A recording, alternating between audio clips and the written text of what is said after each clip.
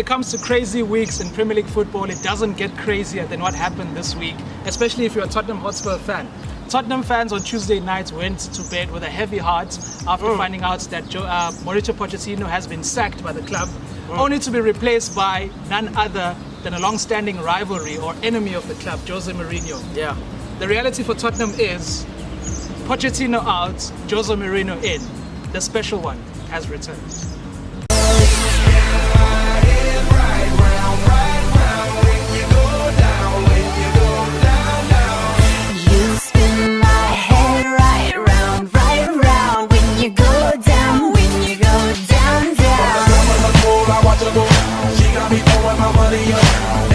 Beautiful to be, it's going down. From the top of the pole, I watch her go.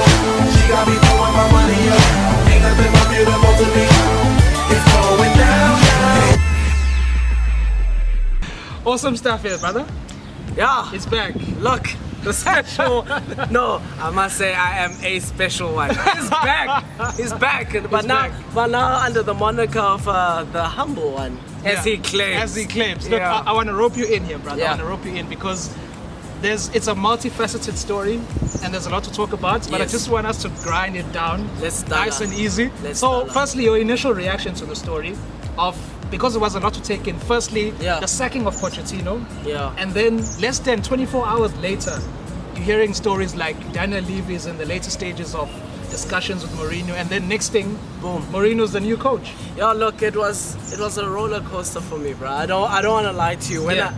My heart broke. And mind you, we're not even Tottenham fans. We're not even Spurs fans. We're not there. We're not even Spurs fans, but we felt the emotional strain of this thing. I felt heartbroken, bro. I felt so, I don't know, it's like my love just decided to hey, stuff you up, peace out, I'm gone. Because we all like Pochettino. We all love Pochettino, bro. Yeah. Pochettino and Tottenham were the perfect mix. Yes, things were bad. We get it. But if Daniel Levy would have provided what he needed, things would have been better. Yeah. Not to sack the guy that took you to the UEFA Champions League final, that took you from mid-table right at the top. Yes, I get it. They didn't win anything. But you don't sack the man that made you something, you know? But and the way they did it, it's like they couldn't even wait at the end of the season. It's like during the international break, it happened at night. It was such a sucker punch. It was. At 9 o'clock at night, you just get that story, and then you're like, and then you go to bed with that heart, and then you wake up in the morning. Exactly. So for me, it's sad, bro. My heart is heavy, and mind you, we're not even Tottenham fans. We're not even Tottenham fans. We need to reiterate that. Yeah, we're not Tottenham fans. We are and not. This hurts. And it hurts. So that's where I am right now. And that's just the one part. Then there's the second half, bro.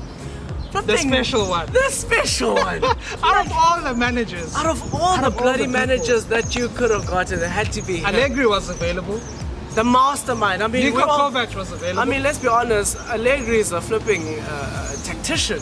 Everybody knows him as that. I mean, I think he would have been a brilliant fit. I mean, I think he would be a brilliant fit for any top team, which Tottenham has become, whether we like to admit it or not. They have become a top team under Pochettino. But I think.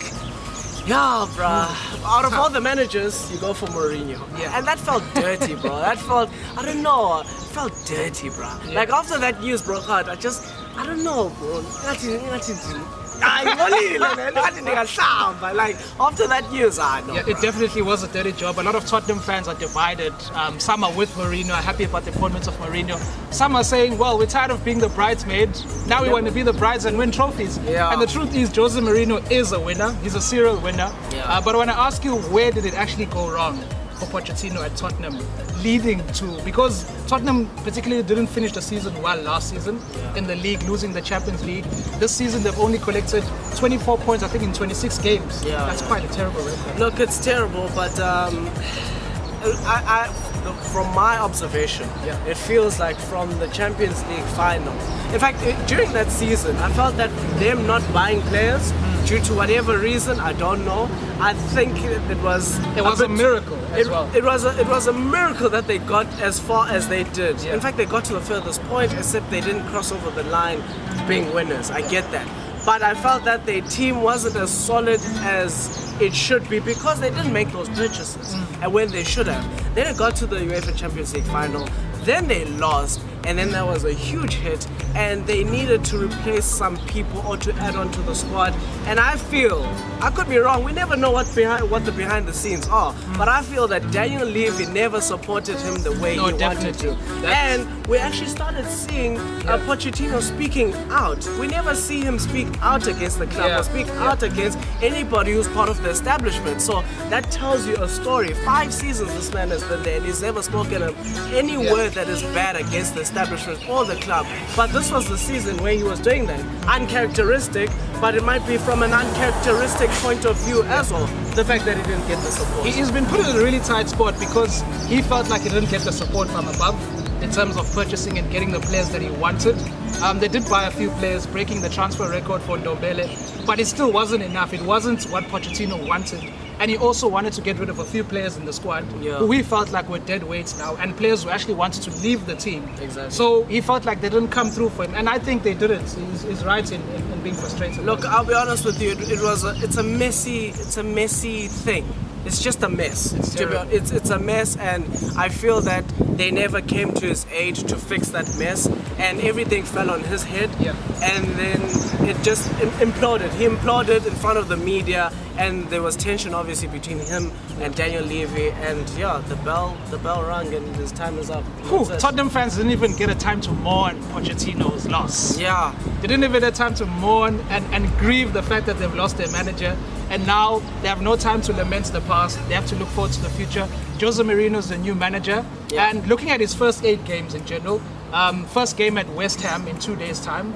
Actually on Saturday, tomorrow. Yes. Right, so he's up against West Ham, away at West Ham United. And you look at the other first 8 games that are coming through the fixtures. He's going to go to Old Trafford. He's returned to Manchester United. He has a Bayern Munich game there in the Champions League, somewhere away at Bayern as well. And he's also got Chelsea.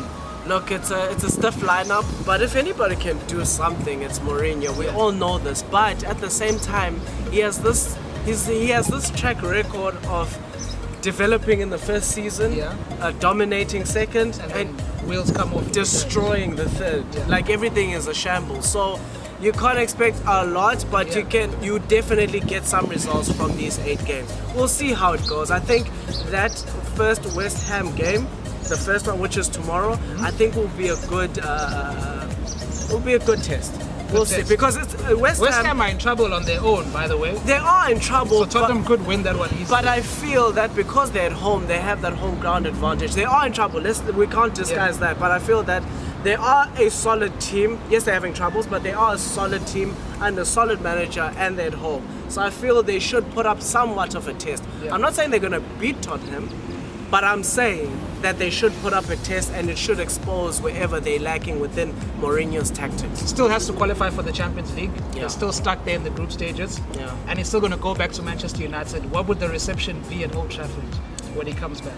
I don't know. I don't think it would be great, to be honest with you, because we feel that Manchester United fans feel that he wasn't playing the Manchester United way. But I mean, considering what he did at the same time, taking us to second, winning the Europa League, I mean, now looking back, that was a massive achievement considering where United have gone and what they've won or didn't win, because there's more not winnings than winnings. So I don't know, some people might acknowledge that, the second and the Europa League, and some people might be like, no, screw him, he didn't play the United way, so boo. So for me it's a coin toss either way. So the man was brought in to win trophies, definitely. He said so himself in his press conference that he's not going to win the Premier League this season, but he might, and he said he might win it next season. What do you think about that? Look, he's a man not short on confidence, and I mean, if anybody has done it, it's him. So he has a track record, you can look back. So if anybody can do it, like I say, it's him. What I think about that, I don't think he's going to win it next season. I don't know about Tottenham winning the league though.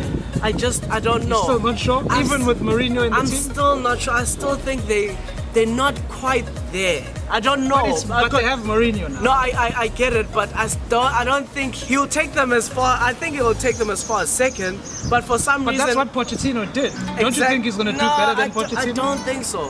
There's this thing telling me, nah. Maybe if they give him a long time, which obviously they won't. But Mourinho doesn't. He's proven time and again that he doesn't need a long time to kick on and win trophies for any club that he's been at. True, but I still feel Tottenham are soft under the belly. Unless they fix all of those issues that they have now, currently in this current set, yes, obviously things will change. But he should win a trophy though. No, he'll definitely win a trophy. I mean, this is Mourinho we're talking about. He'll definitely win a trophy. Not the league. I think the league is just a touch above, bro. I think for him right now, if they give he's him, going to need quite something quite special. If they give him like 4 seasons, I feel that he'll win it there. Might, but not in his second season. No. And if he can survive his third season curse, because let's be honest, the guy he just destroys. He's not the a club. long-term manager. He's not. If he can survive that third season curse for some reason, and everything is going all smooth and shanana, then I think he'll die. We'll see what happens this weekend. Yeah. West Ham against Tottenham, definitely the first game to look forward to. Mourinho's first game back in the Premier League, and there's a big one as well on Sunday. Oh, Saturday night, sorry. Saturday. It's Chelsea, Manchester City, Etihad Stadium. Yeah, look. Score prediction? Score prediction at the Etihad. Come on, City should win that. Should they though? They should win. I mean, should they though? They should. They have to.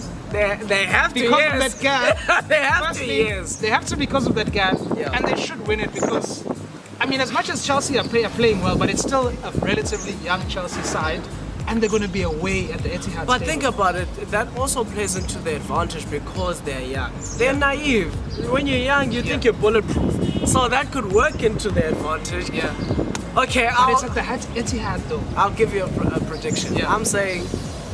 Don't say it's a draw though. It won't definitely No. won't be a draw. It won't be a Someone draw. is going to lose that game, and I have a feeling it's going to be Chelsea. I'm saying 3-2. 3-2-2. Chelsea. Oh! You must be insane. You must be crazy, brother. Yeah, damn it, yes, Chelsea. let's go, Chelsea. I'll hold you up on this. We'll come back to this one next week. Definitely. We're coming back to this 3-2. one. Are you sticking to your guns? I'm sticking to them. Okay. Go make your bet. You'll be a rich man because of me. Go place your bets. We ought to be a man. Guys, thank you again for tuning in. Comment, like, and subscribe, and we'll catch you on Instagram as well. Catch you next week. Peace out.